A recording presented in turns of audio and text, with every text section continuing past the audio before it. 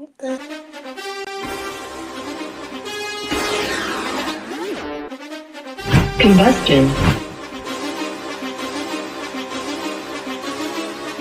Whoa, whoa, whoa, whoa, whoa, whoa, whoa, whoa. Just running the game with my team making plays. Talking 80, my G's, wanting jewels in this place. Surrounded by dogs, keep the quarterback safe. I'm the one with the plans, they gon' do what I say. The game is not over, we don't celebrate in the end zone. We don't got no time in the wait. Ain't trying run down, we don't premeditate. We just go and get to it, we got them on skates. If the game go into overtime, kicking the overdrive, we gon' be first at the finish line. Play looking full, but I finish mine. Can I get second? We gon' line up like it's dinner time. We put in work till we get us a ring. Super Bowl season, we running the scene. Ain't trying to home of the realest that breathe. Keep your face down when you talk to the king.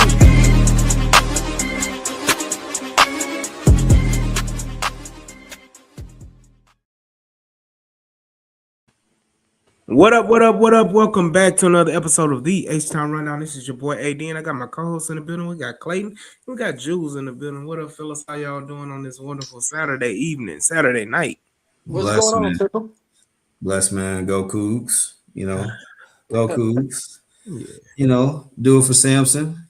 Trying to get, You better do something for him. Need to do something for him because you didn't do it for him last year. Hey, that's old news. So here we are in the heat of March Madness, and the Houston Texans have brought a little heat of their own March Madness this past few weeks with a flurry of signings and re-signings and multitude of moves. But I want to hear y'all thoughts of, I want to give first and foremost, let's give an overall grade of the Texans offseason so far and what y'all think the Texans have done. Do you think it has upgraded the team to a point? And what do you guys think the Texans still have room to grow when it comes to this offseason? And I'll start with you, Clayton. All right. So starting off with the grade, I'm going to go with a B plus. I'm gonna go with a B plus. I don't want to be too harsh. I think they made a number of more than solid moves. It was punctuated by Wyatt Teller, right? We were unsure whether or not they would get him or they out on him, right? Like signing Evan Brown, it's kind of wishy-washy, shaky a bit. You got your Reed Blankenships. You got, let me see, re-signing at Ingram at the market deal that you got him at. That was a good one.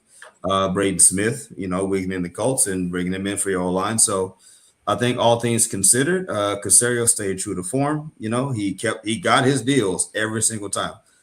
He did not overpay for much of anybody, which is his MO.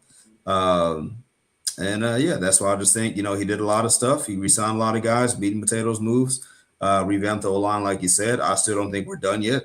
So there's that.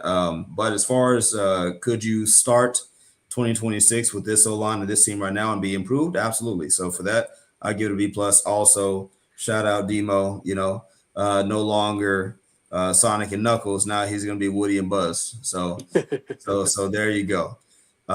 Yep. That's what I got. B plus. Well, I'm gonna go ahead and give him an A minus. Okay. I think he took care of what he needed to take care of. As AD always says, you elevate the room with talent. And I believe that every one of his signings elevated the room with talent on line. And that's what we're gonna talk about first and foremost. Is the most important situation is he recreated the O-line, even its depth from the studs up. And he got guys and players on 2-year deal, 3-year deals, and that's giving him more flexibility when it comes to drafting in this draft, next draft. And you got guys who actually can play and are still young enough to play and capable of playing for the next 2 years. And that's all you want right now. It's this 2-year gap of what you have, and that's what he did. Wyatt Taylor's 31, Brandon and Trent Brown, they're kind of older, but they neither one has really played all season the last couple of years. So you got one complete right tackle with two guys. And that's the depth you created. You got the guard to play center. Maybe take Andrew's spot. Maybe challenge Andrews. But if he doesn't, if he just depth for both right guard, left guard, and center, he's better than Juice Patterson. So they upgraded everywhere for a purpose, and it can't be saying that Nick didn't try to get the best line he could with what was going on. And we wasn't gonna overpay for the boy, the new Raiders guy, just like the Christian Excellent. Wilkinson. You paid him Excellent. over much unnecessary money to get him. So Linderbaum. he took care of his business, and that's why I give him A minus. And real quick, I just want to add, AD, before you go. I'm really excited about Logan Hall. I am. Mm. I'm excited about Logan Hall. I think that, hey, man. I'm also excited for Foster Moreau. Like you got your tight end who can block, right? That's the whole thing with him. I just really like some of these moves, man. I forgot they got Jake Hummel from the Ravens, the Hmm. linebacker slash special teamer. Got Dominique Robinson, Evan Browns. Like a lot of these just feel like gritty, not finesse kind of moves. There's a very much a consistent theme of these kind of pickups. So I'm just really excited to see kind of this ground and pound identity that they seemingly are trying to build overnight. So I'm kind of, I'm hyped for that, man. Plus, again, like with guys like Logan Hall, it takes extra for them to have to be perfect with like these draft picks that we were going to talk about, right? Like defensive end, what they're going to do there, linebacker, what they're going to do there, safety, what they're going to do there, right? Like O lineman, all these different moves. Like it's less pressure to have to hit, and more of an incentive. Like okay, we can go BPA, and get a guy or two that maybe we wouldn't have got before that can shock the world on draft night, right? Like those are kind of things that these moves have set you up for, and I'm excited to see that. Right, and your core is here. Your core is already on defense. Your core is already there. So you add in Blankenship to elevate the room already and the defense already. So you just had to surround on what your biggest weakness, and that was online, and everything else was to help depth and rotational players, and that's what he did. Go ahead, AD. What you I'm got? just mad that Clayton, you just gonna let Jules get away with combining two people I heard it. I same heard it. time talking about Jules Patterson. I God, thought he was trying to, no. make it one dude. I thought that's what he was trying to do. I was like, dang, he called him something Patterson. That's how I feel about him. Patterson and Juice, they wasn't good by themselves. I tried to put them together, and they Jake were Patterson. trash. Jake Patterson. Yeah, Juice Thank you, Patterson. bro. So, I mean, Patterson, the offensive line was a big, like the biggest what if this offseason for the Texans. It's still the biggest what if for the Texans this offseason, even though you have seemingly upgraded the offensive line position with the Braden Smith, with the Evan Brown, with re-signing freaking what's the boy name? Ed Ingram. Yeah, Signing Wyatt Teller, and bringing back Trent Brown. You seemingly, kind of upgraded a little bit on that offensive line, but I mean, Nick does what I've said he's done every year. This is nothing new. He's going to cover up and put dirt in all the holes to make it where nothing that he does in the draft is kind of obvious or predictable. And when the draft comes, don't be surprised if they trade up, trade down, um, draft some position you wasn't even thinking of. Like all of these things are on the table, I think which Sadiq back. We back you in on know. Sadiq. Yes, sir. No, we're not. Down nowhere. We're not back on Sadiq. we back. We back. I Yes, was sir. watching some highlights. Somebody posted a Sadiq, and I was like, he looks like a running back. He does not look like a tight end at all. He looks like a running back. 6'3", 230 is a running back. So if you want a running back playing tight end, you might as well put Demo out there and let him go play tight end, or draft Mike Watson Jr. for him to go play tight end. haters. So I mean, look, you can do what the Colts did. They signed a whole basketball player. Go sign Tugler from U of H. and right now the Colts are just dumb, damn dumb. I was like, who is this? So that part, like now, if you comparing anything to the Colts and what they've done this all season, yeah, nah. But the Houston Texans, like I said, they've made strides. They've again solidified positions. And one thing they're always going to do is make a splash move on defense every offseason. The last 3 years, first season it was doggone Terminator. Not Terminator. What's his name? Cyborg. Um, Hunter, buddy, Hunter. yeah, no, his nickname was Cyborg though. Yeah. Daniil Hunter, and then you had the last year you had C.J. Gardner Johnson, and this year you have I'm about to say Reed Blankenship. What is his name? Reed Blankenship. Mm-hmm. Yeah, Reed Blankenship. So you have all these guys that they're building this defense around. Like you said, you re-signed Naquan Jones. You Mm-hmm. brought back Sheldon Rankins. And you brought up that linebacker Hummel. I mean, this is giving me vibes from last year when they signed this special team ace from San Diego, and we cut him, and he didn't even make the 53. So I'm not taking anybody that's a special teams guy seriously until they make a team. But other than that, man, it's like I said, I would give it a maybe a B plus grade. Nothing crazy, just status quo. Well, I'm a hater because I'm giving an honest grade. Like they didn't do nothing spectacular. They didn't wow anybody. They did what was necessary. So I mean, you had a special project and you had a presentation. You just had a standard PowerPoint. You didn't have no motions or anything on the PowerPoint. It was just click click click click click click click, and you reading off the PowerPoint. It was no images, no nothing on it. It was just straight words. So it's a good report. You get a B. Yeah, I think this is like being the kid back in the day. I don't know, y'all are old enough in the comment section. You probably are. You remember you used to have, the group set of books. You always had to read it, and you used to popcorn read, and like it's like being the kid who can read on level versus having that kid in the classroom who stutters a lot, right? Mm-hmm. I think what makes the Texans offseason better is you looked at the juxtaposition to what are the Colts doing? Feel it. Jaguars in juxtaposition. Why you doing that, bro? Why? Why? Why? Like I gotta think. I'll get back to you. No, look at what the Colts are doing. Look at what the Jaguars are doing or not doing. Right. Look at what Tennessee's doing. The Texans right now we're the best built heading into the offseason, still are the best built, even while making these spectacular slash, kind of rudimentary, boring moves.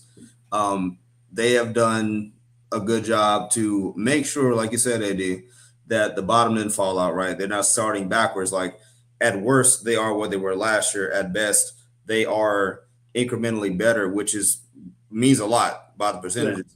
Again, going into this draft where now I saw somebody say it, BPA at number 28.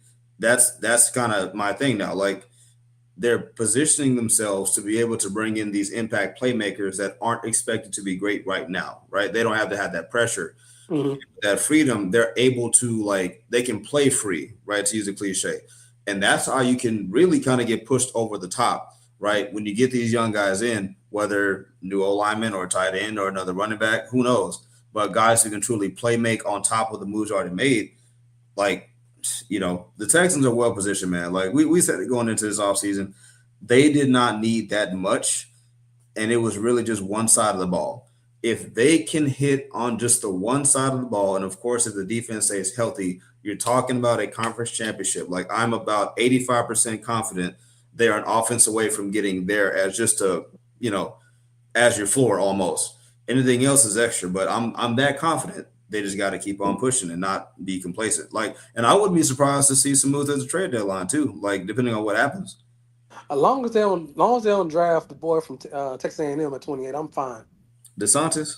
Nah, the receiver Concepcion is that? Concepcion. That's all I worry about. Yeah, I don't, something about Hey A&M. man, we'll hey five. man, We'll say the man name right. It's KC we'll need Concepcion. 5'11" receiver at 28. That's fine. We can say what we don't need all the time, and the Texans do what the hell they want, and they Yeah. they may very well want a 5'11" wide receiver in KC Concepcion at 28, and you And gonna they like might it, and you gonna like and, it, and, and they might want to running and back you at gonna play like tight it, end, right? Eat the food. and you gonna like it. And you gonna like the tight end if they get him too, right? Nah. Oh, see now you can't have both ways, brother. Oh, I can, No, you can't. cause I am who I am. It don't matter. You that no. You gonna you Yeah, gonna be so you gonna be on the real. Gonna be podcast, I'll real. make a decision.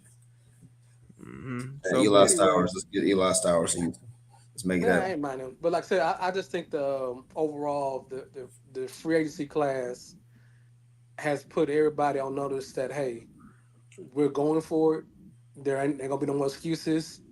They upgraded at key positions.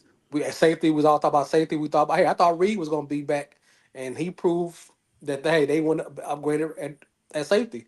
So this team is going for it. This team is going for this 2 year window with the cap they got now and the players they have now. They're going for it, and we hoping that these corner pieces they drafted they signed on line benefits the team and they can run the ball. And it's just clearly they want to run the ball. And CJ got to make throws here and there, but clearly should be able to run the ball as you want to control clock. And even though they re-signed it and gave extension to K Bear, you still want him not to kick as many as he kick and get some red zone touchdowns, rushing touchdowns. That's what this whole thing boils down to: running the ball and getting six instead of threes.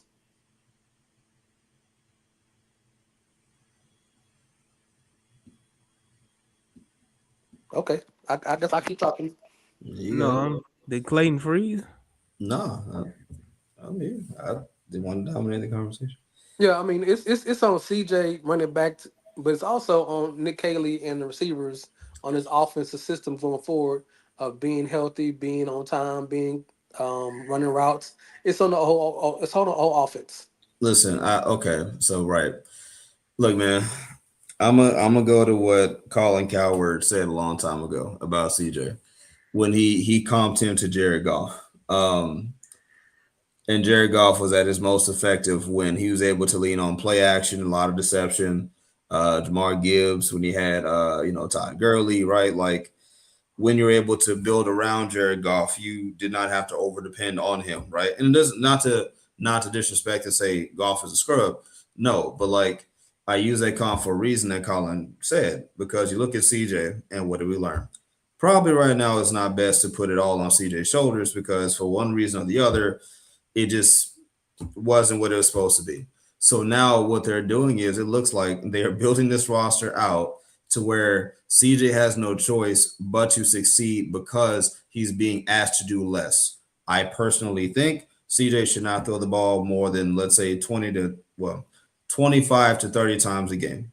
I don't want to see him creeping up 35, 40 because then you're going away from what you're building yourself to be, right? That's why I don't think you're done after David Montgomery and Woody Marks. I think they're going to continue to build that out. I think they're truly going to try to balance this thing out in a way that they have not been able to do really since Arian Foster. Really, I know Lamar Miller had his moments, but even then, not really. Mixon got that 1 year pop out of him. I think they need this. CJ needs it for his development, right? Like, look, if you break down the numbers, all the Super Bowl teams or the teams that were in the conference championship games as of late, they are all top 5 to top 10 in running the football, whether it's yardage, whether it's touchdowns. Like Eagles, Bills, Lions, all those contenders, they ran the football effectively. That is the template right now. And in the postseason, it's the most physical teams who dominate. They say the cliche stands true. In the playoffs, there's two things that always translate well: defense, running the football.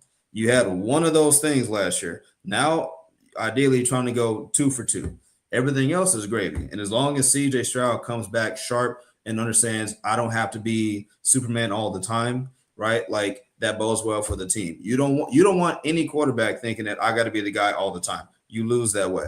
So I like what they're doing, and I like it for CJ because again, that's less on his plate, and he can look better and more comfortable because he can trust Demo. He can trust Woody. He can trust, Schultz or whoever else they draft. Like he has a line he can more so trust. And to that same point, it's a double-edged sword because now if Casario and Miko has built this thing all the way out, top to bottom, left to right, to where it's almost CJ Stroud proof, he has to show up. If his role is reduced, you have to show up. You can make the argument to defend him when everything wasn't going his way.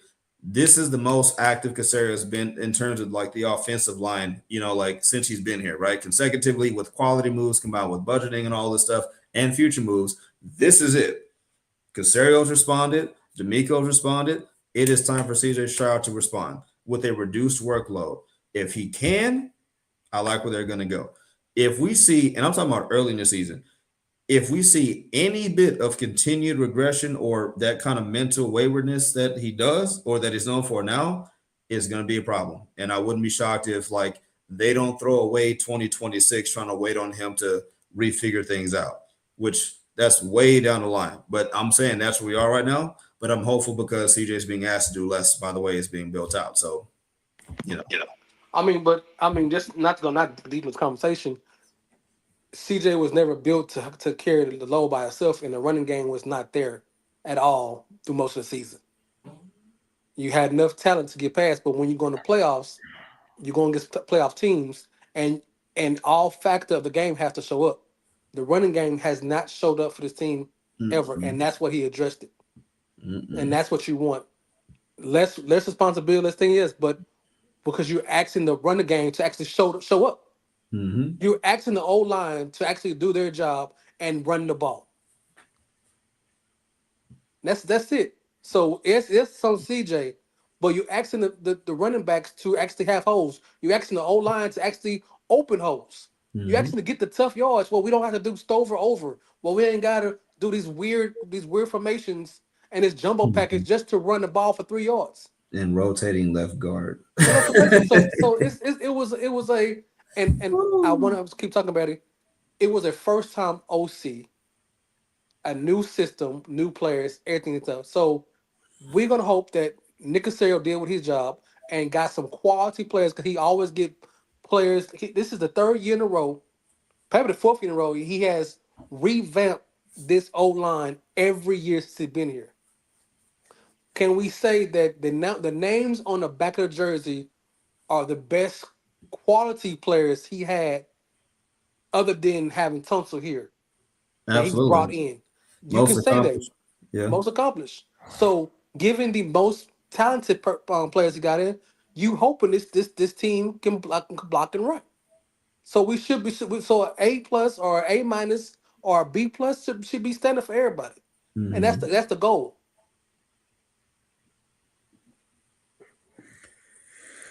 All right. Um, So Eddie, who but other than the O line, who was your most intriguing free agency signing?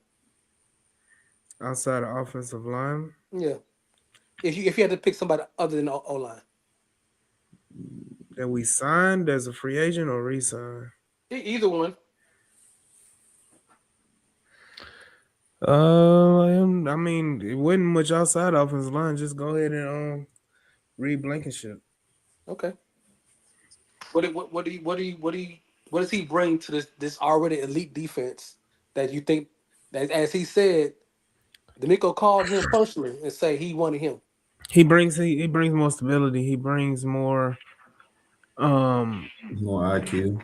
yeah, more IQ. He's when I say stability, that like you said before, that position specifically, the one he's going to take over, has been a revolving door for the last like 3-4 years with injuries, year after year after year. Um, oh, they won at the buzzer. Wow, sorry about Ooh, that. Amen Thompson with a tip in to beat the Heat at the last second. the Heat tied it up. I just No, looked. they took the lead, brother. Oh wow. See, I just looked away. Okay, well, Yeah, they took the lead. They gonna check it, but looks like it's good. My it's bad. always good to beat the Heat. It's always good to beat them. Yeah, Bam went for 84 this game, didn't he? Don't start. Don't start. Leave it alone. So So so you say the safety. yeah, the safety position, going back to it, the safety position, yes, definitely has been a revolving door. And I think you solidified that because now you have that, plus you have younger guys to back him up. And they let go. They brought back MJ Stewart. Mhm. You signed Reed Blankenship. So you have depth along with Jalen Reed. So you have depth in that specific position. So you don't have to really have a carousel of guys going in and out. What you got? Who's your one player, Clayton? Most intriguing. Uh oh, that's a good question. I think for trolling purposes, Patrol. uh, I got two answers for you. Okay. Um, I'll say Brady Smith because I'm interested to see. Well, actually, no, because they got Wyatt Teller, so never mind. But Wyatt Teller aside, like he was interesting to me because the whole controversy about is he right tackle, is he a guard, and it got ugly like out of nowhere about that. Mm. But honestly, I'm gonna go an obvious one, but David Montgomery. Okay. Because the running joke is the Texans love their above 28-year-old running backs. I mean, listen, man, David Montgomery has tires, tread left on that tire, right? Like he didn't have all of last season off, right? But he got a bit of a reprieve, right? Because Jamar Gibbs took off, right? Became RB1 of that team. Jameer. I said Jamar again. Jameer, Jameer Gibbs. I don't know where Jamar's come from. I'm sorry, Gibbs. Yeah, Jameer. So he took off. So now he's in Houston. He's motivated. He fits the offensive identity that Kaylee talked about, right? A physical outfit who wants to run the ball down the hill. I think he's in great shape. I think he's durable. I think that, he's fine. I think he has plenty of juice. Um, I'm just interested to see, how much as the lead back does he transform this running attack, right? Like, what does he give you, right? Because throughout his career, he's never given you less than 700 yards. He's hit 1,000 plus, I think, multiple times or once or twice. Um, and again, a lot of people saying, "Oh, the Texans paid for a backup." Just say you don't watch. So no, I'm intrigued, man. I want to see what they're going to do. And I'm kind of, as an extension, will David Montgomery finish the season as RB1 or will someone else like a rookie? Because I don't think it's going to be Woody. If the Y'all Texans keep y'all keep dotting Woody. It's fine. Y'all keep dotting Woody. listen, I'm on record. I believe Woody can be a low end 1,000 yard rusher. Like he did what he did last year, starting in week 10, right? Like, and he finished like 700 yards. If you project that out, that's about 1,000 plus yards. He's tough. He's durable. Like Woody is Woody, right? He can do multiple things. You can put him on the screen game. You can, put him out there on the route. So it's not that. It's just you saw him average like 5 blue tent trips a game last year. We saw that.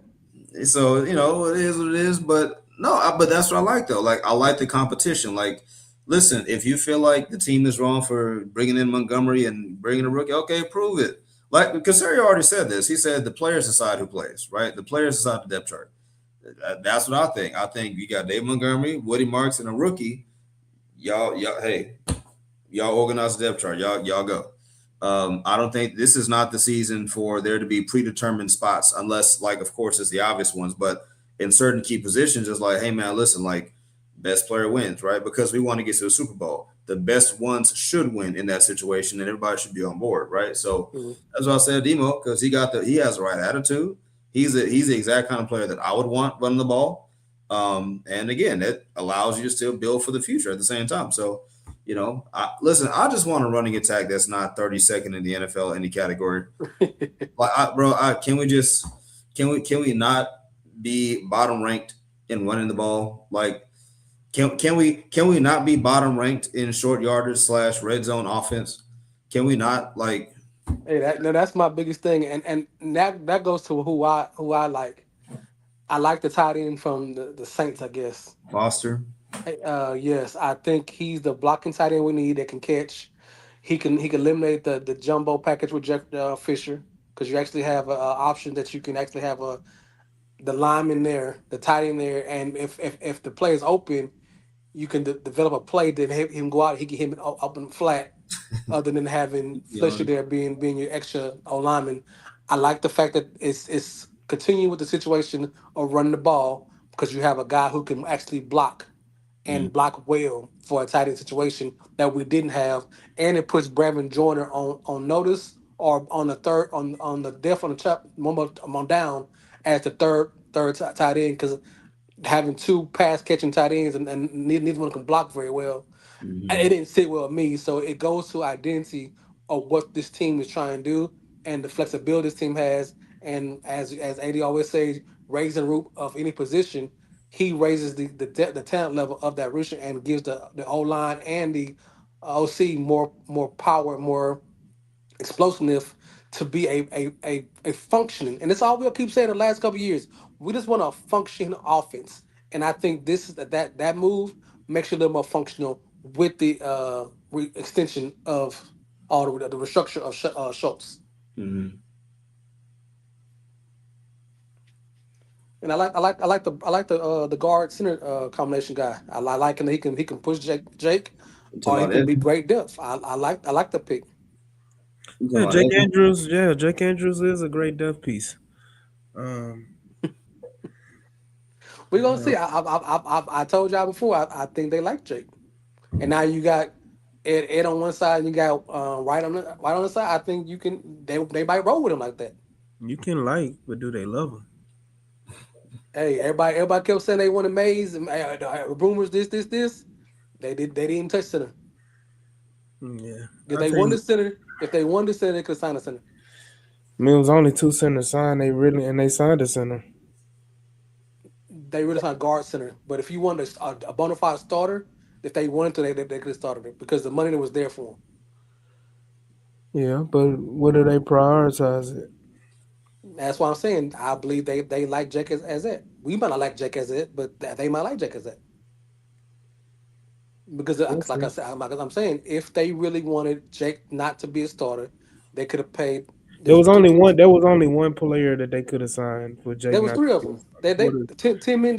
The one that What went do you from the one that what, the Chargers started. what are you talking about? You talking about most of those guys signed before the season started. The And they could offseason started. and if they won, they could have signed him too. The Chargers So signed him. you do realize they didn't have the cap space to sign those guys before the free But agency started. but the cap space don't go into today of the cap space. But they So didn't have everybody they everybody were they, negative. They were negative. You can't make any moves with negative cap space. so if the same moves they made before You the could deadline, that they could it have made would the same be thing it would make more sense for them to do it after the but league year started rather than before the league year started. because they didn't want a center. I don't want They to say want they didn't want a they wanted center. Jack Andrew. You have you, I don't think they didn't want a center. They probably didn't like what was available to them. that's an opinion, right? Because Because you if saying that they if didn't want a center is more of a egregious opinion than no, it's not. than No, don't saying use big words to make your point. Don't do that. Spell it. Spell it. what is Don't do that. Just Spell say it. you have your point. I'm my point. That's not the situation. Because if they wanted a center, they could have signed a center. but they did sign a center. They signed a guard center to start.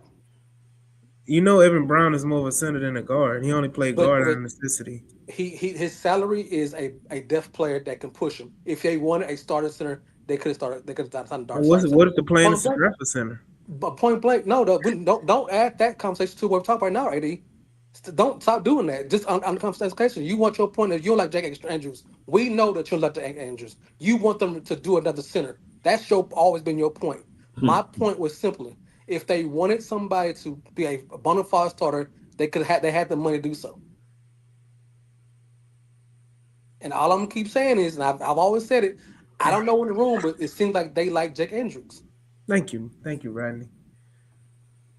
Yeah.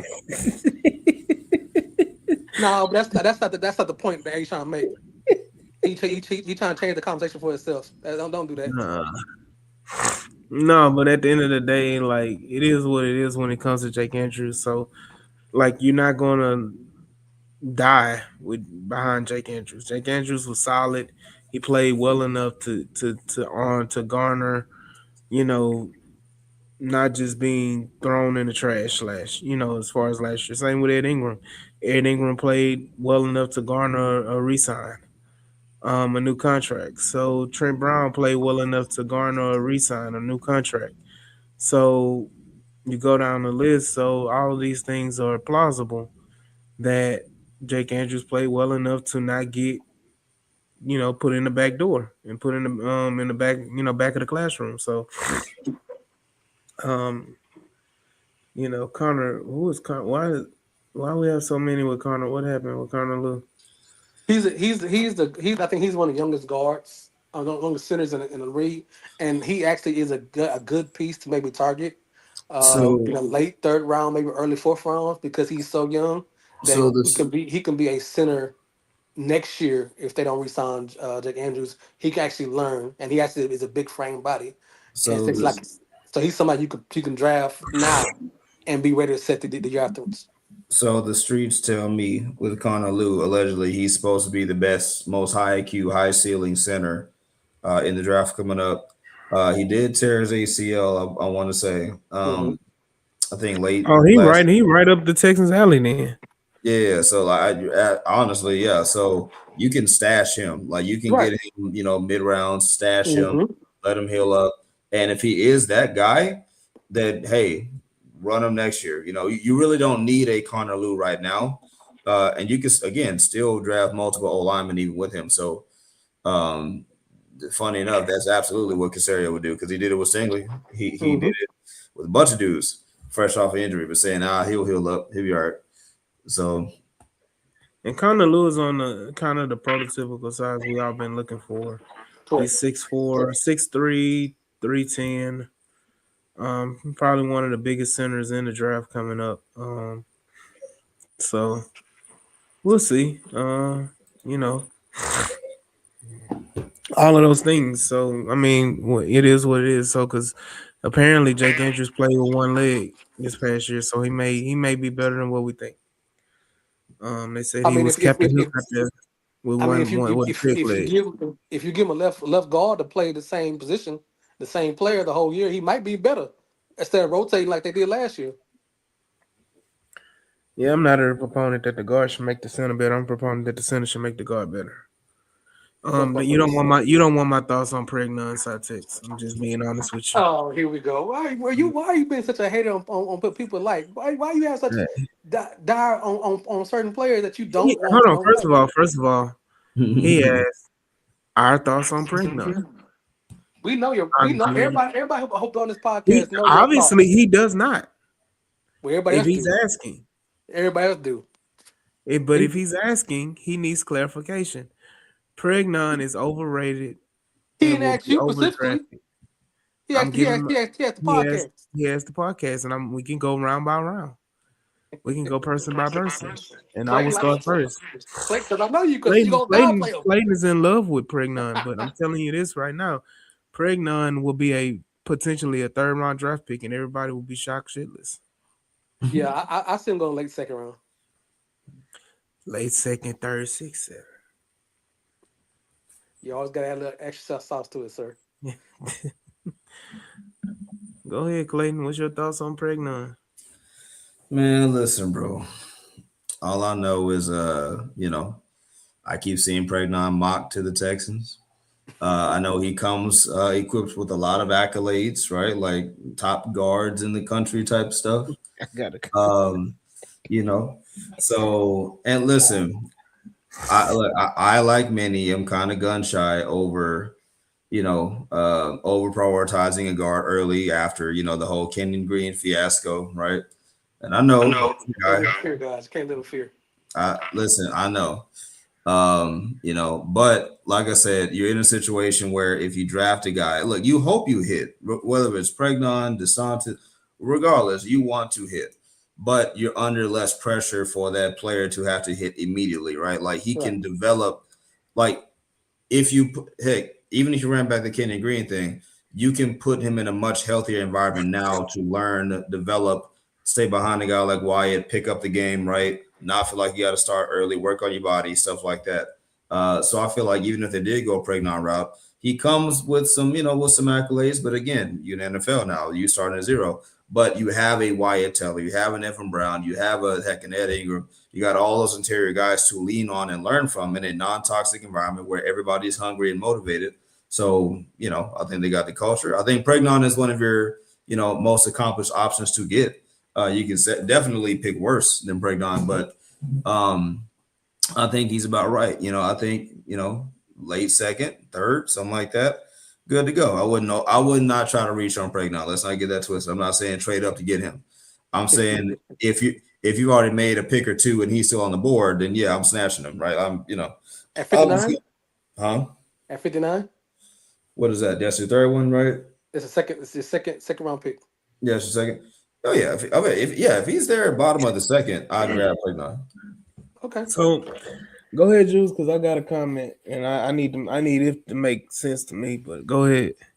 I'm not really high on pregnant. I understand the ability. I understand. Like you gonna sit up here and you gonna go back and No, forth. You gonna say, no, but "Oh, we know where you at. But you already know I'm not. I like Chase more as the best guard in the situation. I like Chase better we than all like we like anybody." Hashtag anybody, but I like Chase pregnant. better than like the number one guard in draft this year too.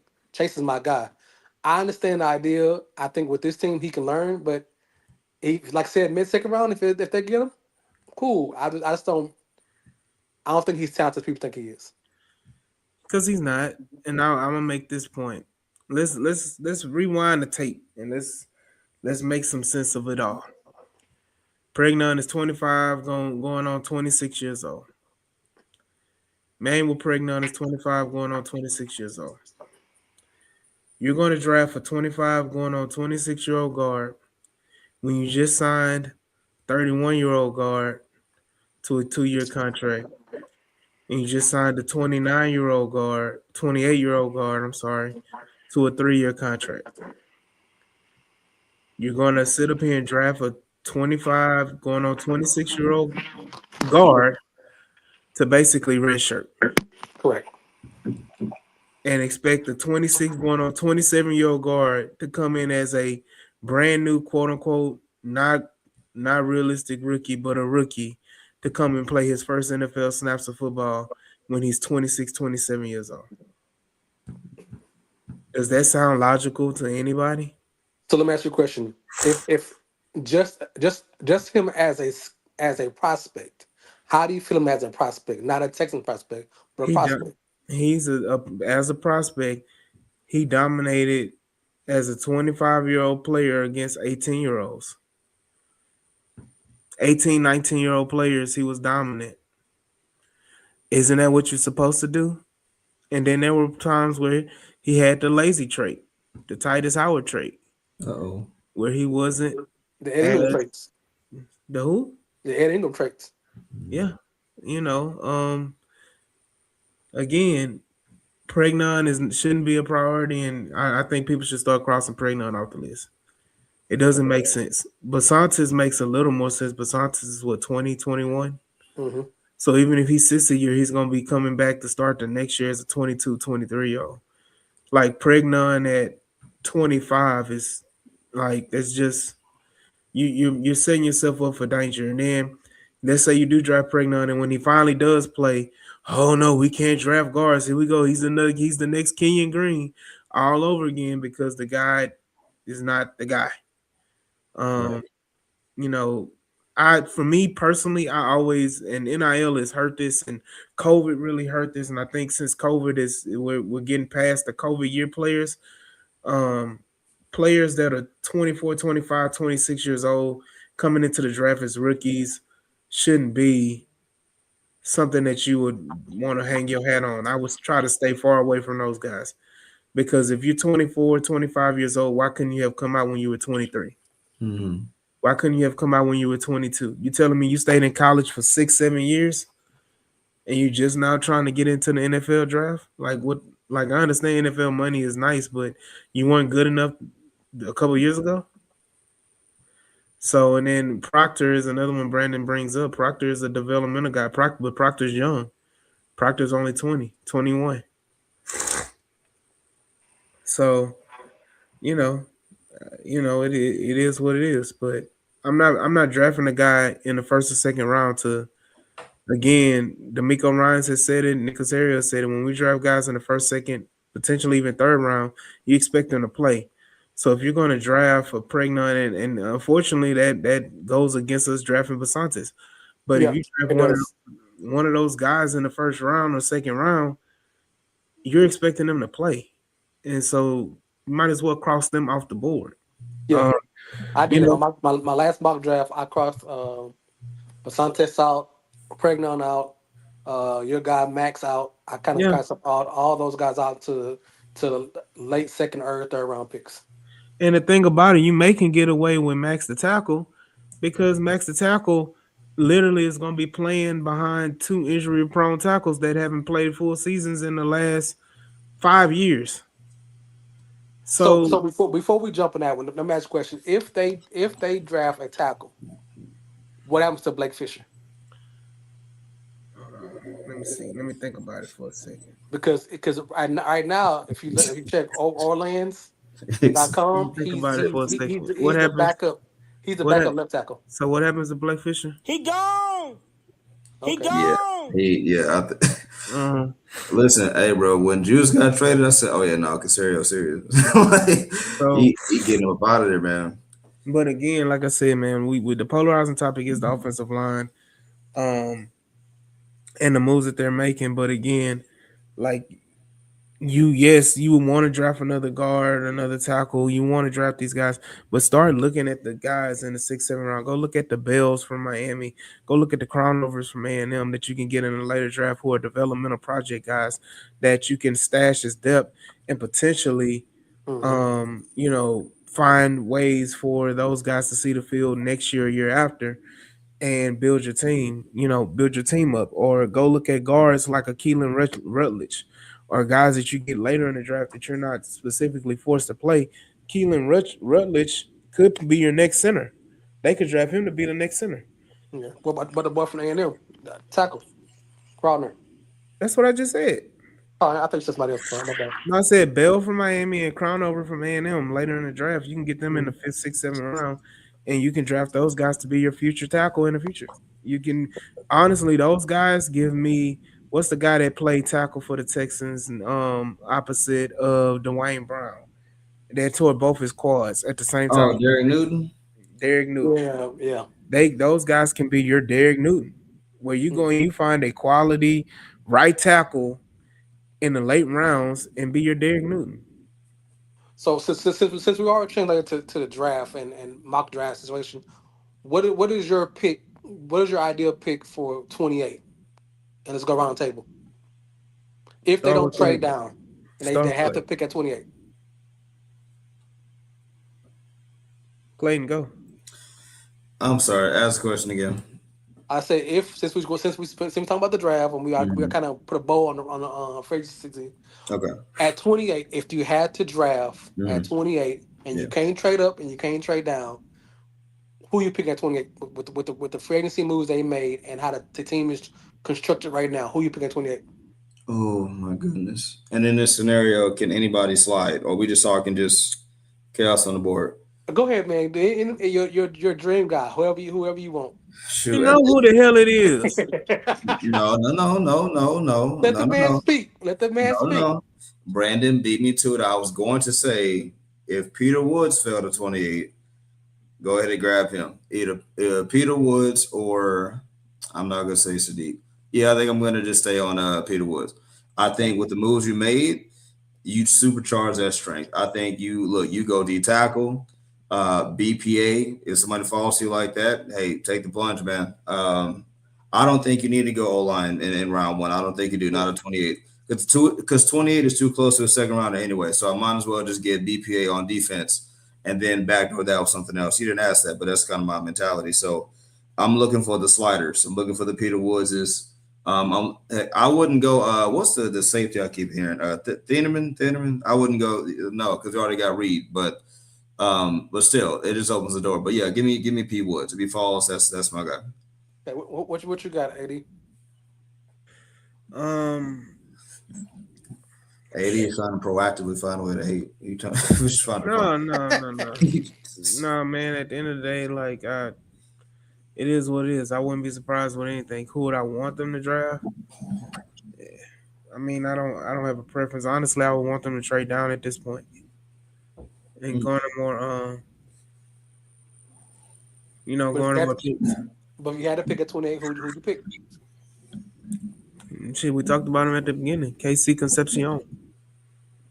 Ain't going receiver Yeah. Absolutely. at 20. Yeah. Why not? Why is that such you wanted a damn running back that plays tight end at 28?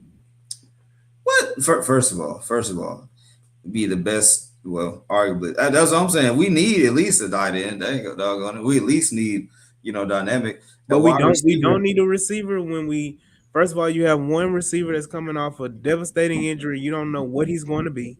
Then you Mhm. have another receiver that can't stay healthy. Then you got one receiver that's dumb as a box of rocks. They can't learn. Wait, They can't who? learn route concepts and Oh my doesn't know how to play. And then you have another receiver that is okay. That's your receiver group. I will That's point your you. that's your receiver group right now. You I saying will point wide you. receiver? Oh, Well, I will point you to what Brandon said where earlier. 15 plus wide receivers who are 4.3s or faster in this draft, right? So I'm talking about that because when you're deep at that position, I don't expect a run on receivers that early.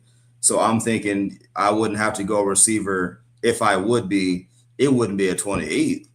Like unless you're talking about the best receiver in the draft or top two, top three, but not in terms of like what we really need right now. I'm fine with the receiver like mid round. Like it ain't got to be 6, 7, or 8th, round pick. It can be 5th, 4th, 5th. But not that early, not 28. I mean, what again?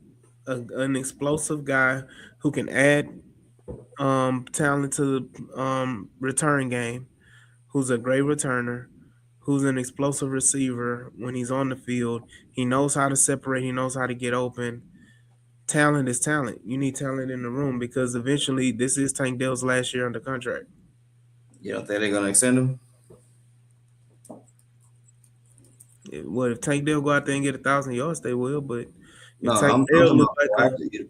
So I'm no, sorry. they're not. No, they're not touching Tank Dell until he shows on the field. So Man, Tank Brandon Dell, Jordan got a whole. I'm sorry. but Brevin Jordan got a 1-year extension worth nothing. Hmm. Like basically, he got a piece of paper to sign to say he got a contract that's not worth anything. Tank Dell is going to be looking for a significant amount of money or a decent amount of money. You're not going to get that sign this offseason. You're going to get that sign probably middle of the season type thing if he performs. And if Tank Dell doesn't perform, he's going to be a free agent. So okay, so look, if we're talking receivers, Kuiper, on this list, his 5, he got Cornell Tate, Jay Tyson, Makai Lemon, Brazil the second, and Boston. My CPAP machine. Oh, Yeah, I don't know what happened with that. but like if it's somebody like that, who else? Like Omar Cooper, I see another name here. Yeah, anybody like that. I mean, Nate. Oh, that's tight ends. But yeah. So I mean, that's what I'm saying. Like, I don't because of what the moves they made. Like, yeah, it opens the door to where they can make a move like that and they're not crushed for it publicly because they've done a lot of the heavy lifting already. Now you're looking for those kind of like playmakers in the draft, those BPAs that you could just slot in somewhere and supercharge the position group. So, like I said, if it's like that, I don't want to go for like a reach pick at 28, regardless of what position it is. Like, if I'm staying at 28, it's going to be like the best guy of whatever position I'm picking from, So, in those areas where you're looking for improvement. So if it's receiver where no, it's not perfect, but, I got some bodies there. But if I can go like a top 5 option at receiver, sure, I don't care. It just that kind of throws off the calculus a bit. I just wouldn't go. I just wouldn't go at 28. I just wouldn't unless it's like top dude in draft type stuff and I can justify it. But I wouldn't go because I there are other dudes. Heck, in a crazy far flung world, I know this is not going to happen. But if Jeremiah Love somehow found a way, he wouldn't. Hey, If there's he, a lot of rehab programs going on right now, Clayton.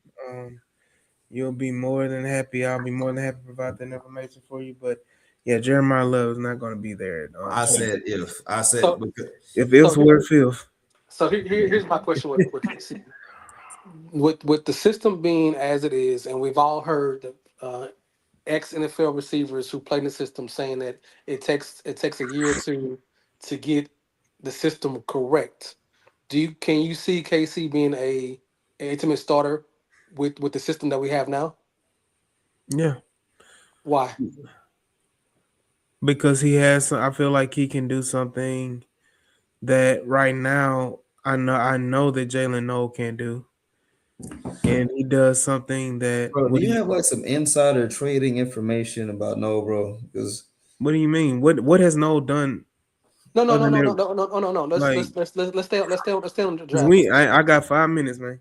Let's stay on here, but let's not dog Noah well. I just want the Oh, question we can dog is him, but yeah.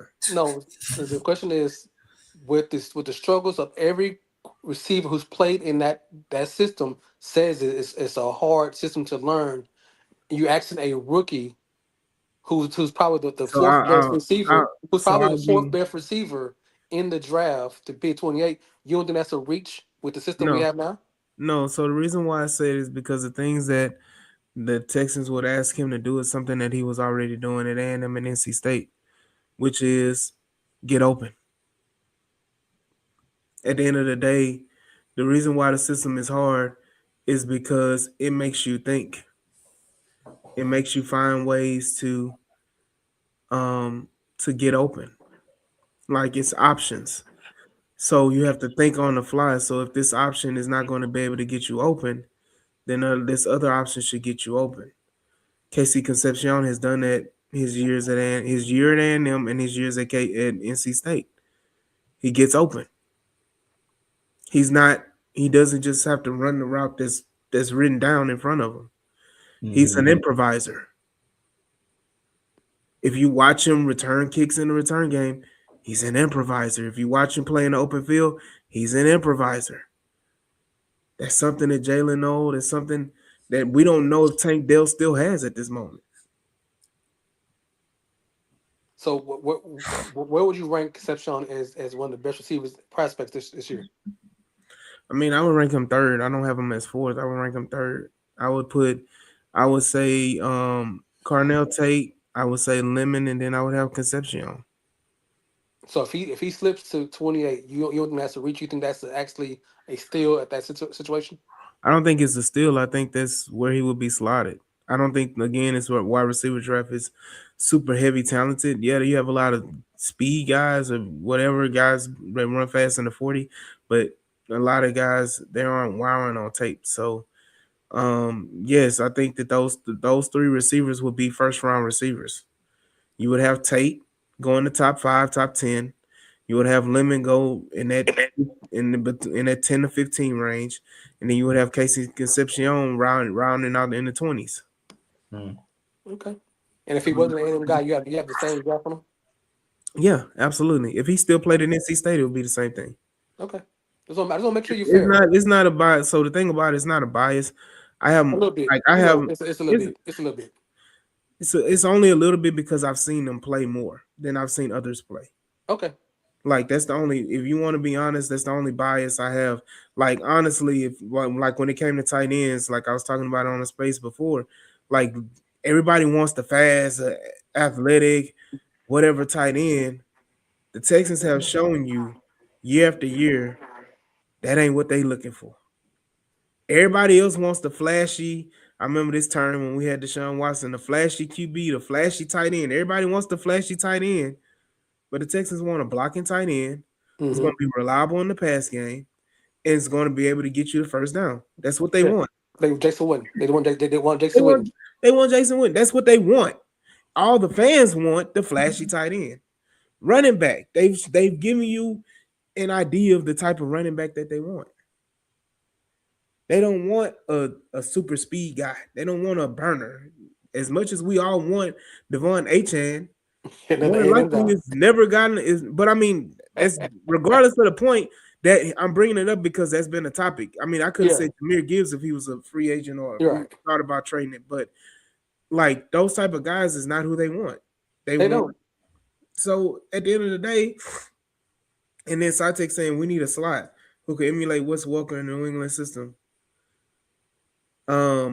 Noel can't not be that guy. Noel is nowhere near a Wes Welker. like that's like, and Wes Welker is Wes Welker's only Wes Welker because Tom Brady. Let's not give him too much credit. Yeah, I mean Wes Welker was good in Miami before he even got to New England though. He was all right. He was good. But yeah, like I said, he's saying Tank is too brittle. Tank is not really a slot receiver anyway. No, So he's an outside receiver. Yeah, he's an outside receiver. But if you're talking about Noel, like I understand everybody has hope and want for Noel, just like they had hope and want for Will Fuller. Except Will Fuller actually performed when he was on the field. And I think again it goes back to the flashy wide receiver. Everybody, Jalen Noel ran a 4.3 whatever in the 40. So now he's going to be able to get open because he's going to burn everybody down the field. not knowing that you have corners running 4-2 and can run step for step with them running backwards. So like like this misnomer of Jalen Noel as a player, like you gotta wait and see and let him develop. Like I can be a hater if you want to call me a hater of Jalen Noel, that's fine. That's fine. But I've been more on the right side of history than I have been on the wrong side of history. And I'm cool with that. So Jalen Noel is who if y'all want to bank on and want to slam dunk on me on with Jalen Noel, go right ahead. Ain't nobody tripping about Jalen Noel. Jalen Noel is a jag to me at this point. He was a 3rd round pick. You spent some quality investment in him, but right now he proved to you that he can't provide you anything in a return game. He really didn't do anything spectacular as a wide receiver. He let Xavier Hutchinson beat him out for reps. So I mean, with no Tank Dell, it was prime time for him to step up and take that role. He did not. So again, Jalen Noel is a disappointment. And if you want to blame it on the system, blame it on the system. That's fine. But Okay, let's the system. Let me finish this. Let me finish this. If the system requires you to think, and he can't think, then okay, let's move on. But Jalen Noel, shout out to everybody that still have faith. I'm gonna prove me wrong, Negro. So when he proves me wrong, okay, it is what it is. But shout out to everybody that still has love and have faith in Jalen Noel for whatever reason. Well, we'll have this conversation after the draft and see where you're at. If they do get a receiver in the first, second, third round. Wait. If they get a receiver in the second, third round, we can have the conversation. If not, then we got to see how can Jalen Noel improve for the betterment of this team. Read a book. Oh, come on, bro. Dang, bro. Let him make it. ADB, be a little easy, bro. We got to believe. You sound like a 50 Cent. He did better as a TikTok dancer than he did as a wide receiver. Bro, this must be how I felt when 50 Cent was bullying Floyd Yeah, Mayweather. man. So we're gonna get those training sessions on how to improve Jaden Noel and what he got to do. I mean, I see Jaden Higgins, wide receiver 6, working out every day on Instagram and TikTok. What do I see of Jalen Noel? He can be getting it in. We're not gonna let social media raps pretend that people working not working. That's juvenile. Hey, he on his off period, bro. he off. Again, man, like I said, man, we have a lot to talk about more as the off season goes on. We're still waiting on the big domino of Will Anderson Jr.'s contract extension to drop. We're waiting to see on that one, but other than that, man, I'm out. I'm tapped out. So Bye. Y'all go ahead. Shout out to everybody in the chat for joining this episode of the H-Time Rundown. We appreciate everybody. Shout out my co-hosts Clayton and Jules. And we will see y'all on the next episode when we see y'all. Shout out. Peace. This is sleep.